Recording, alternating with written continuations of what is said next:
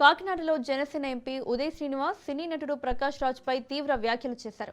దేశద్రోహులను సమర్థిస్తావా అంటూ మండిపడ్డారు. Just tasking పేరుతో మతాల మధ్య విద్వేషాలు రెచ్చగొడుతున్నారని ఆరోపించారు.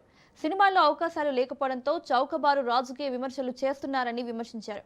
ప్రకాష్ రాజ్ తన స్థాయికి తగ్గట్టు మాట్లాడకపోతే ప్రజలే బుద్ధి చెబుతారని హెచ్చరించారు.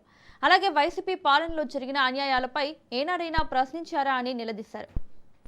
డబ్బులు ఇస్తే ఎవరినైనా తిడతావు.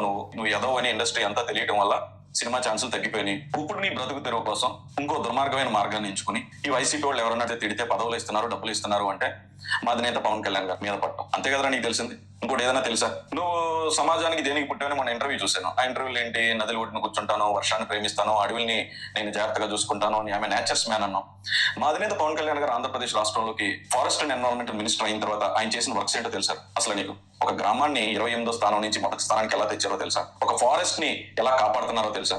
ఆయన మీద ఇలాంటి ఎదవలతో కలిసి నువ్వు పెద్ద పనికిమాల ఏదో పౌరంబోకి ఏదో తయారయ్యో మాట్లాడడానికి జస్ట్ ఆస్కింగ్ అంట. ఏంట్రా జస్ట్ ఆస్కింగ్? సో ఇవన్నీ ఏంటి అంటే రెండు విధాలుగా ఎక్స్ప్లెయిన్ చేయొచ్చు. ఇప్పుడు ఇలాగా ఇప్పుడు నేను తిట్టినట్టు పౌరంబోకి ఏదో పనికిమాల ఏదో సన్నాసి ఏదో అని తిట్టడానికి చాలా మంది ఉన్నారు, చాలా మందికి మాట్లాడటం వచ్చు. కానీ నిన్ను ఇలా తిట్టద్దు, నిన్నే కాదు ఎవరు కూడా ఇలా తిట్టద్దు, ఇలా ప్రశ్నించద్దు, ఈ విధంగా ప్రశ్నించద్దు, ఇలా ఇబ్బంది పెట్టకూడదు అనేదే మా అధినేత పవన్ కళ్యాణ్ గారు సోషల్ మీడియాలో వ్యక్తిగత విమర్శలు కానీ ఇంకొకరిని భంగం కల్పించేలా కానీ చేయొద్దన్నారు.